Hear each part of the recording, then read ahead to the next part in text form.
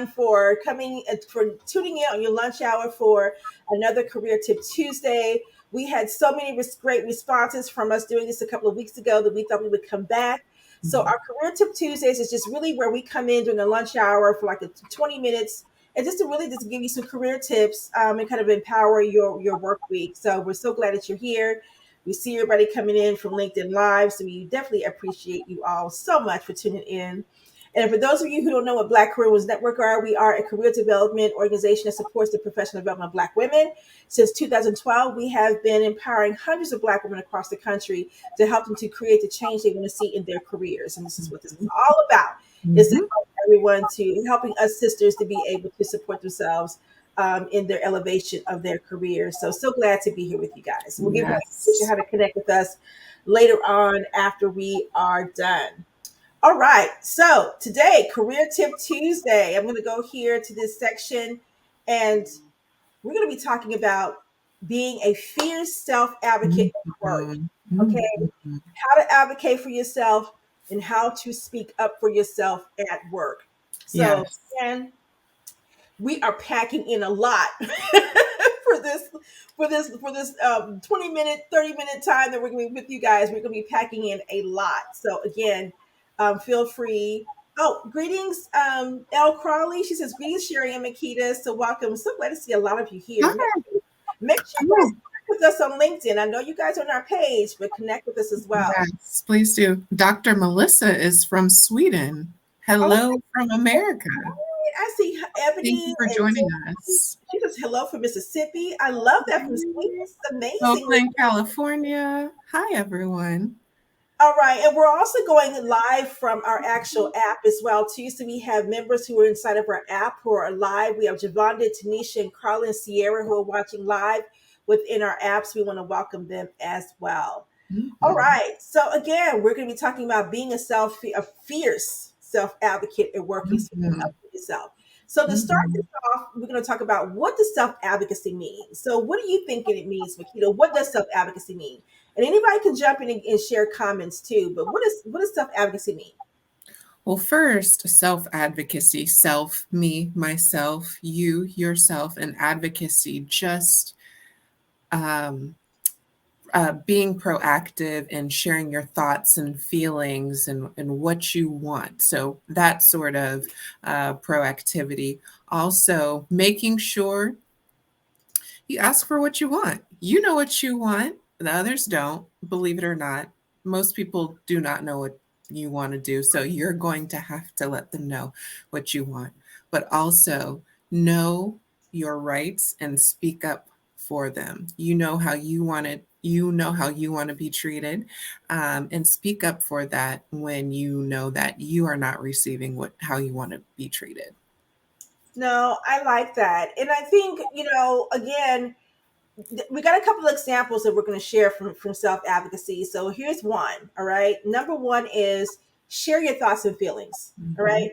We're not talking about going out there and just, sharing and crying and showing all these other emotions. But when we talk about sharing your thoughts and feelings, we're going to be talking specifically about how to be strategic about these things, who to talk to, when to talk to them, when it's appropriate, knowing your audience.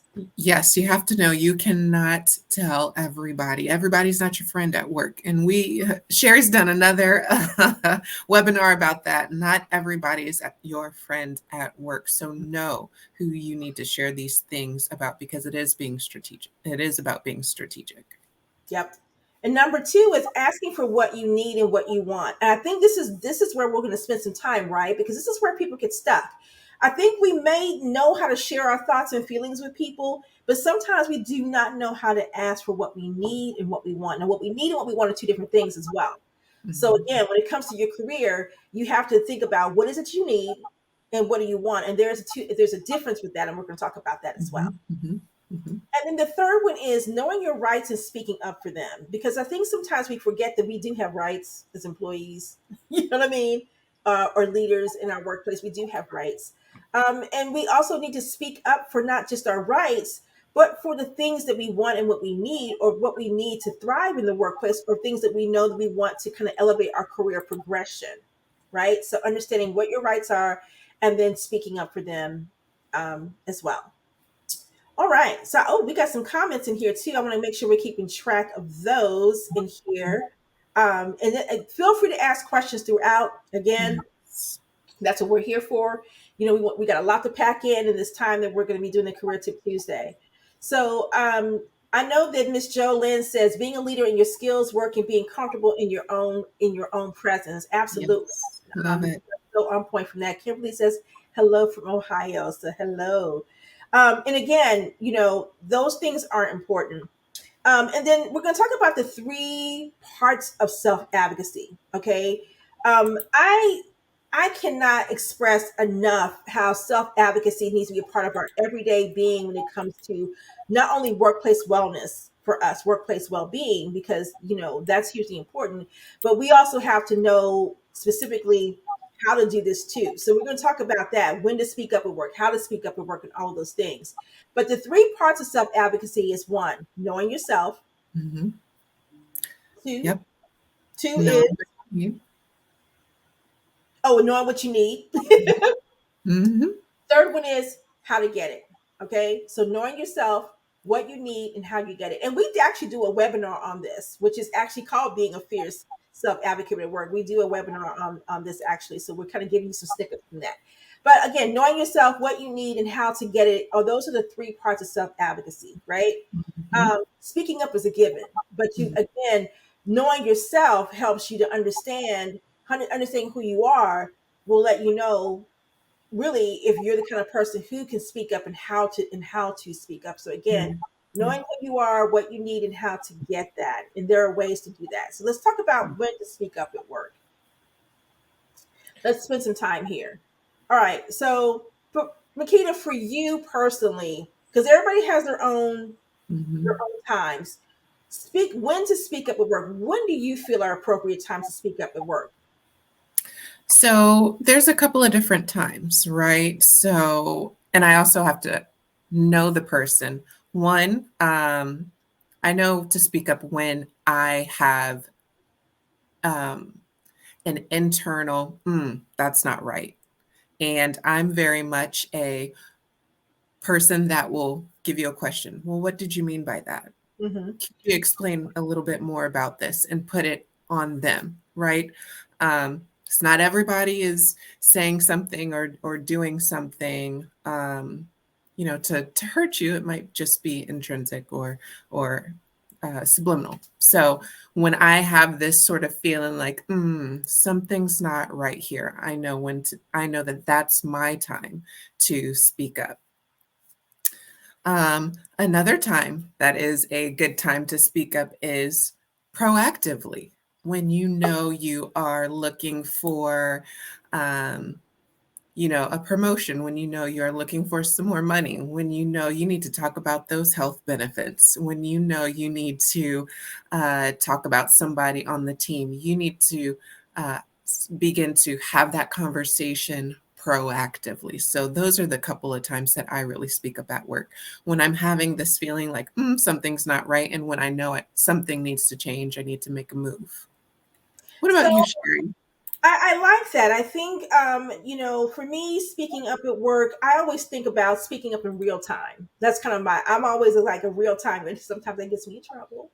But but that's just kind of how I like to just deal with things in terms of being able to, as my daughter would say, just check them right then, mother, just check them right then, right?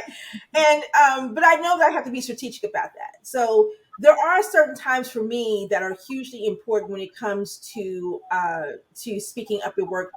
For me personally, it's definitely one when I know that there's some conflict that needs to be resolved, right? If someone has shown, if there's been some miscommunication, if there's times where, I see that maybe there's an opportunity for me to be able to add some input and value to a project or something that's going on, and maybe there's something that's missing. I want to be able to offer input or, another way to resolve things. I'm a problem solver. So it's not always, speaking up isn't always about defending yourself or about, making sure that people are understand who you are and respecting you. Speaking up is also about being able to say, hey, I want to put my name in the hat for that opportunity, or I want to be able to be part of that project, or why can I be on that committee? Or hey, Mhm. I think that committee sounds amazing. I want to be a part of that. Where do I sign up, or who do I talk to get involved? So again, speaking up is more than just standing up for yourself. Advocacy is about making sure that you are speaking up and allowing and being able to navigate and be strategic about helping to get yourself in the door for other opportunities or create that visibility you're looking for and all of those Right. things as well. So it's not just about, hey, Right. you said something slick to me and I'm about to check you, right? It's Mhm. Yep. so it's about identifying those areas of opportunity and then speaking up for yourself to say, hey, I want to be a part of that, or I want to be able to showcase my skill sets too. So Yep. I think that is hugely important, which is going to go I into agree. like three standard areas I think people think about when it comes to speaking up at work. And the first one is performance review time. Mhm. Right? So people think about performance review time as a time which you definitely should be speaking up for sure. And you have an opportunity to prepare for your performance review. We have a template that you can find in our app, which is about really helping you to prepare for your performance review and looking at everything, your accomplishments, your achievements. It's time for you to toot your own horn, which you should be doing Mhm. 24/7 anyway. But Mhm. tooting your own horn during that time. Another time that you should be thinking about speaking up for yourself is if, and when it comes to performance review time, is if you've been passed over for a promotion. If you've been passed over for a promotion, you should be speaking up and asking for feedback as to why you were looked over for that role. Specifically from an internal standpoint, if you are, if it was an internal position within your company that you were looked over for. So I think it's hugely important to do that. And then the next time that you should be speaking up is is for a salary increase. If you are someone who feels like that you should be receive more compensation, then you should be preparing your justification as to why. And there's appropriate times to do that. One Mhm. time is your performance review, but you really should do it before the performance review because, but by the time that happens, your increase is probably going to happen the next pay period anyway. So Already you should set in be, stone. you should Mhm. be doing it. Mhm. You should be preparing for that conversation before, so that way your manager has enough time to consider your proposal for a salary increase before they make the decision on their own. Beyond the 3% standard or bonuses or what have you, depending on what the structure is in your organization. Right, right. Right? And I want to call out something Alicia is saying. She's saying how to document is a part of self-advocacy. And all of Mhm. those examples that Sherry just shared as it relates to your performance review, your, promotion being passed up, your salary increase, you need documentation of what you have done. So Alicia, you're absolutely right. I hope I'm saying your name wrong. Or, I'm sorry. I hope I'm saying your name right. Please forgive me if it's wrong. But documentation is a huge, huge, huge key. Yeah. And Miss Jolynn Herbert, I love what she says, is demonstrate showing active listening first. So when you do speak, your voice will be heard and valued. You can drain yourself out if you talk too much. And this is true, right? You have to be able to exercise emotional intelligence. And again, we go over a lot of these things within our, in depth with our, workshop that we do for this. Crystal says being an introvert is kind of difficult to speak up. I get frustrated and shut down. And I get that. Makita, I'm gonna let you take that one over. I am because Crystal, I'm an introvert as well. However, when it comes to me and when it comes to my career, I get extroverted real quick, okay? I have seen it in action. Because you are the only one in charge of your career. But just like Alicia said, if you're still uncomfortable, doing that, document everything and send it via email. And leaving a paper trail is sometimes that's great, actually, not sometimes, all the time. Leave that paper trail. So say what you need to say via email and then go to your boss or whomever it is. You get my email? Let's talk about it. And then send an email of the summary of the discussion y'all just had. So there's ways to get around it. And you can work it out being an introvert. I have full faith you can. Yep, and Amanda says self-advocacy and speaking up is important for better and more authentic relationships with others. Assertive communication is what we can practice and setting boundaries. Absolutely. I love it. I absolutely love it. And this is it's hugely important when it comes to making sure that you are being clear because actually self-advocacy it actually breeds confidence, right? It breeds confidence and it breeds you to be able to be more observant and being able to call certain things out or being able to recognize opportunities and speaking up to put your name in the hat for those things. Alicia says holding management accountable for their lack of supervision as an employee. Absolutely. We already know that not every leader is a good leader, and that we also sometimes have to manage our leaders. And so I think this is important to also recognize that. So Alicia, that's a good point. Now, Tracy says it's difficult to speak up for some, and they know that it will take advantage of that. Now, Tanisha over in our on our Inside of Earth, who is live watching via from our app, says, "Fellow introvert over here, and one piece of advice that helps me is to get staying focused on the goal. Mhm. And Mhm. then also sometimes no is not a now. You just need to pivot." And I like that advice too because sometimes you do have to just pivot. Sometimes. Okay, so Sakita, you a girl, yeah, you wrote a novel, didn't you, girl? We're gonna read it though. I'm dealing with an issue where I have overlaid, demonstrated my ability even after being hired. Well, under what my experience displays, I provided documentation, advocated professionally for myself, and in the area of tech I'm in, I find that there are a lot of misplaced white women who ignore it or who ignore it, overlook Black women, and there's nothing I can do about it. Just up finding another job is easier said than done, especially being the only provider in expensive living. And I get that, Sakia. And I think join us here in a Black Women's Network. That way you can have a tribe of women that we can rally around and support you. And we also have resources. We have resources, and we also have women who are mentors and leaders in our network, and even in the industry that can be a support to help you strategically navigate through some of this. So I think that's important to do. So make sure we want to connect with you before this is over. Crystal says, I never thought of that, but I'll start emailing. I like that. Thanks. That's important too. The email folder is with good feedback and stretch projects to help myself with advocacy. Absolutely. Stretch those stretch projects, ask for those things because those things can help you. Because at the end of the day, you should be strategically thinking about where you want your career to go and speaking up for yourself and asking for these things help you to get there. Again, it breeds confidence and tells people she knows who she is and what she wants. Actually, Deidre, you're absolutely right. I hope I said your name right for that. Jan says, identify a mentor or sponsor in your organization, someone who will be an advocate for you and help you to overcome challenges and opportunities in your area of your career. Very important. Absolutely. And Very. that's what our mentoring program is about, is having women from all different levels in their careers, having them within our organization, within our circle of influence to help us support that. Because sometimes we need someone internally within our organization, but we also need someone externally because they can bring us another perspective from the outside Mhm. looking in. Mhm. Mhm. Also help you to strategically approach things within your organization that can help you to move forward. Oh, Sakia says, thank you so much. This has made me feel better already. I am so glad. Make sure, and we're going to Mhm. talk about this, make sure that you download our app too to get Yes. yourself connected. All right, moving right along because look, we all know we're on the lunch hours. We want to keep pushing this forward. Mhm.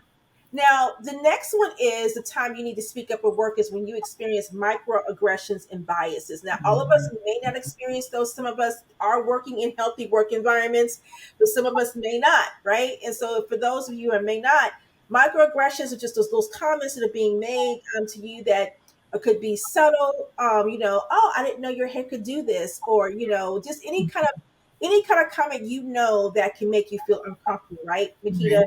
And Yeah. even with That's right. biases, these things can be subtle, they can be blatant comments that make you feel uncomfortable. Now, Mhm. again, with microaggressions and biases, again, sometimes you kind of have to, there's two things you can do.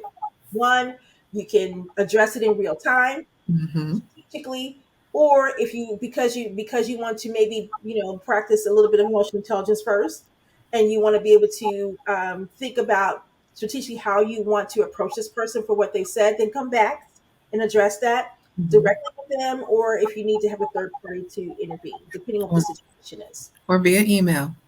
Again, paper trail. If you're not comfortable saying it. As you always say, documentation is a black girl's best friend, right? Okay. In the Mhm. workplace, we talk about that Mhm. all the time. So Mhm. again, microaggressions and biases is absolutely something that you need to make sure that you are addressing, because if you don't, the person again, sometimes it's about intent, right? And so if it's unintentional, intentional, you still have to address those things. Jan says, find out if your company offers employee resource group that it supports women of color or women who are trying to navigate their careers. Absolutely. You definitely want to definitely part to do that, because that's important as well. Alicia says, being on the other side of as management and agency representation at federal government level, I've seen so much of manipulation that makes employees depart their positions or file EEO claims. This Mhm. problem is management and designated advisors employees don't. This is so true. And I think Mhm. a lot of times people don't understand microaggressions and biases just do not come from maybe a coworker or a peer or colleague. They can come from your manager. And That's when they right. come from your manager, then that's another strategic way you need to handle that. And again, um, that's part of again, we always talk about this. Before you go to HR, you need to determine whether your HR team is pro employee or pro Or for the employer. company. That's going to Mhm. tell you what Mhm. direction they're going to go in and who they're going to side with. And I Mhm. mean, that's the truth. That's the truth. And there's no sugarcoating that at all. Ebony says, never split the difference. It is a great book to read on negotiating, and states no in business settings is normally an invitation for a conversation about concerns. That's I right. like that. That's a good one. We might have to look at that one for the literary circle. I think that would be great too. Mhm. Tracy says, I mentioned microaggressions in my dissertation on Black women in IT. I love that, Tracy. I love that. Octavia Mhm. says, the obvious mispronouncing of your name. Definitely a microaggression. Definitely. Or if they refuse to call you by your name and then just go ahead and just assign you a nickname. Like, Mhm. really, that's not what we're gonna do. What we're Mhm. gonna do is learn how to pronounce my name correctly. Yes. Right? Yeah. That's what we're going to do. All right. And then Crystal says, always keep a paper trail, even if you have the conversation. Yes. Yes. Paper trail again. Our best friend. Always. Always. All right. So the last one is any communication issue. Okay. So this is another time we need to speak up with work with any communication issue, right? So we're talking target or blame game, right? Mhm. What other ones, Makita, do you think about any other communication issues? We know this unfortunately too well when our coworkers take credit for our work. And credit is not, given where it is due. That's definitely something that we need to speak up on. Rude or disrespectful comments, again, that goes unsaid, or any sort of disrespectful or rude behavior towards yourself or others, even that needs to be, uh, you know, you need to speak up when those things happen, as well as when a character issue is in question. Is somebody not telling the truth? Is somebody being less than integral? Is somebody gossiping? Those sort of things you need to speak up on immediately.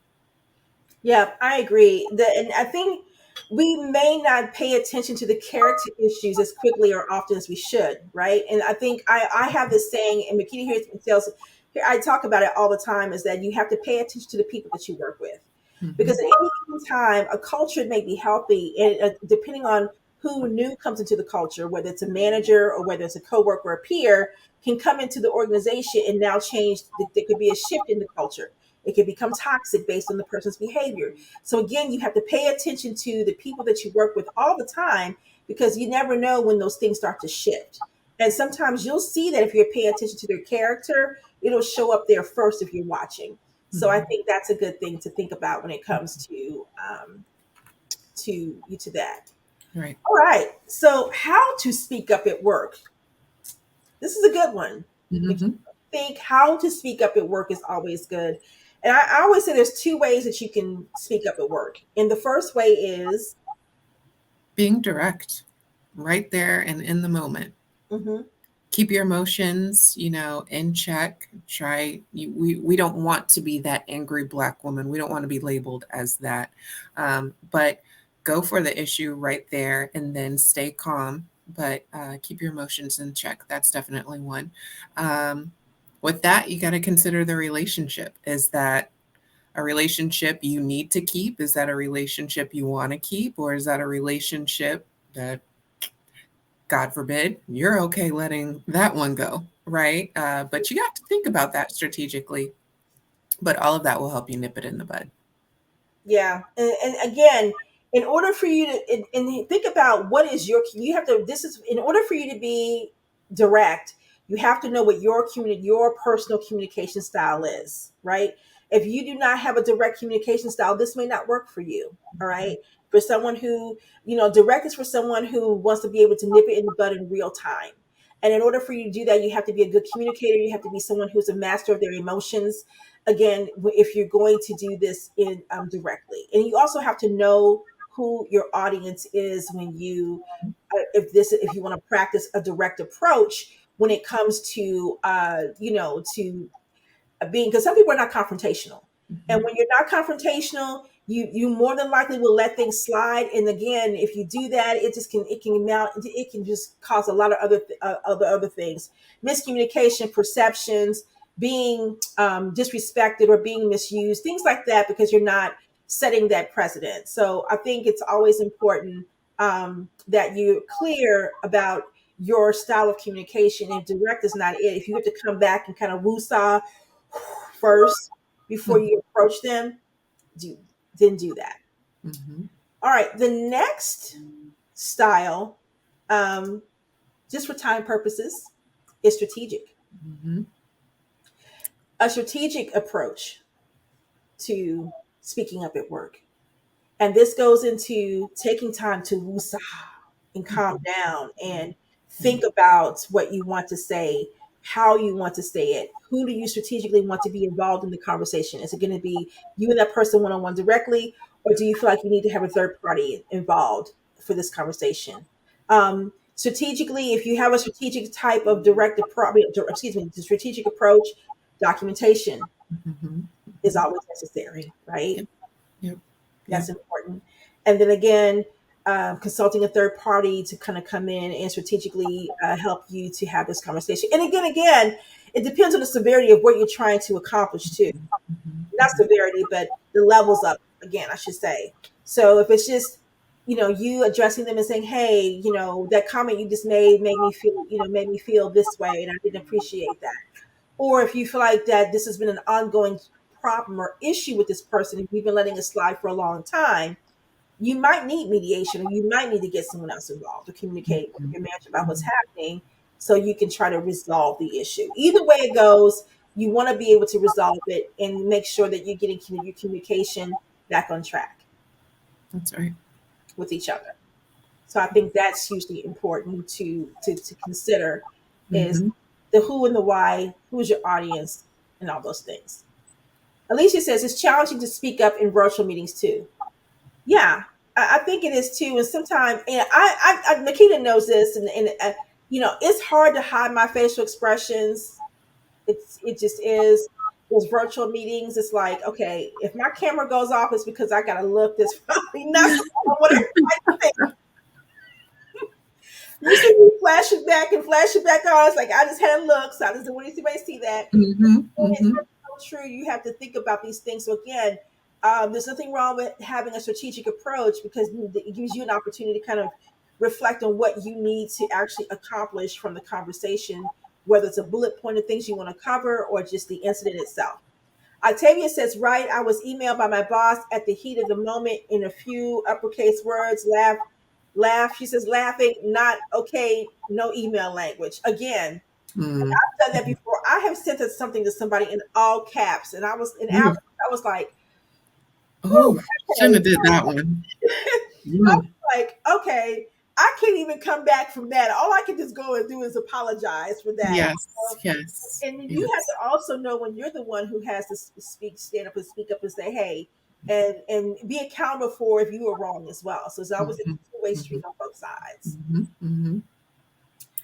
All right, I think we have one more. Is that right, Makita, on here? I think. We have direct, Yep. follow up. Lastly, following up, yep, set a deadline. Again, being a self advocate, and you have expectations of when this is going to be resolved between yourself and whomever it is. So let's set the deadline. And lastly, keep one eye open, right? Like monitor all of the changes, right? Afterwards, you guys resolved it. Okay. Keep one eye open. Make sure that you guys are agreeing and adhering to all of the changes you all said that you're going to put in place. Yeah, monitor changes for behavior. And two, if you're someone who's speaking up because you want to be part of a project, or you want to not speaking up because you want to put your name in the hat for something, follow up to one of those things as well, right? Or if you were overlooked for an opportunity, and or they passed on you, then you should be requesting feedback from that manager. So that way, if there's anything that you need to improve on within your performance or your skill sets, you want an opportunity to do that. So again, follow up kind of is across the board on all things, in terms of not just conflict or miscommunication, but also for those opportunities that you want to put your name in the hat for something, or promotion, things like that. You want that feedback so you can do better, so you Mhm. can be better. And if they're not willing to give that to you, then that's another That's another conversation, and that's another career tip Tuesday we'll have for that part. Mhm. Mhm. But just a couple of things to have you guys walk away with is be mindful of your body language during those times. Whether it's a conversation you're trying to clear communication on, or you putting your name in the hat for a project, or just kind of making yourself visible. Be mindful of your body language. And then last is show confidence in everything you do. In everything that you are communicating, what you're saying, conveying it with confidence in who you are, knowing who you are, what Mhm. you bring to the table, knowing what your worth is, and know that you're in your role because you were given gifts and talents to help to exercise your strengths and your gifts in that role, contribute to the company that you work for, or as your entrepreneur to grow your business. Either one, show confidence. Mhm. Mhm. Mhm. Absolutely, show confidence in everything that you do. Yep. And here's a career smart tip for you also too. Speaking up will help you gain confidence, respect, and trust at work. It really will. It will. It will. It Just absolutely will. really quick, I love what Dr. Melissa says. I never take things personal at work. I forget about them all after 5 p.m. I do my job and go home. We salute you. We admire you. It's hard, but yes, we all got to get there somehow. Right. And just the only thing I say with that, Melissa, is that doing your work and going home is great. But remember, if you have any other career aspirations, then you kind of have to navigate that space a little bit differently from that point. But this is working for you now because it's where you want to be, is where you are. Then that's good. So I love that. All right. Okay, so Octavia, I think we talked about that one already. I think April says, how do you handle gaslighting? When I address something, I was blown off as angry Black woman. I have worked on my emotional intelligence, but still, gaslighting is the worst. This is where you have to be strategic, April, and probably have that sit down conversation, and be clear about help them to understand. If they don't know what gaslighting is, explain it to them, or explain to them how they blow you off makes you feel, Mhm. and then what you're also trying to accomplish from the relationship with you and this person. Okay, and then being clear on what expectations of how you want to be treated, or how you want this relationship to go. And again, sometimes we don't say enough of that, right? Because we kind of assume as adults that we know how to treat each other with dignity, kindness, and respect, and that's not always the case. And again, that's where we have to have these conversations, we consider crucial conversations, right, with people, to help them to understand how to treat us, in the workplace. And that is our responsibility to is just sometimes is to teach people how to treat us. um, that's the one thing that's important. So I hope that was helpful for you. Mhm. All right. And looks like Bethany said to April, race lighting or gaslighting. She says, oh, racelighting.net. Check this out when you have time. It's a wonderful information. Okay, Bethany, thank you for sharing that Thank resource. you for that resource. Yeah, absolutely. That's great. Yeah. All right, so we did this with 3 minutes to spare in our time. Mhm. Any last words you want to share, Makita, before we just kind of talk about how they can stay connected with us here at Black Women's? Um, yeah, of course, stay connected with us via LinkedIn, but please download our app, regardless of if you have iPhone or you have Android. Find us in the App Store, Google Play, what have you. When you come into our community, please, please, please introduce yourselves. We want to get to know you. We want to know who you are, where you're from, what you're looking for, so that we can connect with you and get you in one of the very many um, circles and communities that we have, such as the literary circle, the job search strategies circle. We also have the mentoring circle, and we'll be launching our mentoring program here in a couple of weeks, actually. So we're super excited about that. You'll also get a good understanding of what events are coming up. We've got Wind Down Wednesday coming up here soon. We have an elevating conversation coming up soon. So we've got a lot of exciting things coming in August. So again, please download our app, join our community, and we will, yep, Sherry's got it there. And we will see you all soon. Yes, so just go to either you have an Apple or Android, and you can download our app. If you want to see more conversations like this that we've had, along with videos, our resources that we have, and connect to our global community, just download our app and stay connected. We'll be back again in a couple of weeks with another Career Tip Tuesday. So we hope this was great information for you. You can watch the replay on LinkedIn if you had to jump off and get back to work. We'll have the replay available for the next couple of days. If you miss it, then you need to download our app to find it. But again, go to your Apple Store, or your Android if you have one, and then just download our app. We would love to see you get connected with us in our community. And until next time, you guys have an amazing, amazing work week, and we will see you in the next couple of weeks. See you soon. Bye, everyone. Bye bye.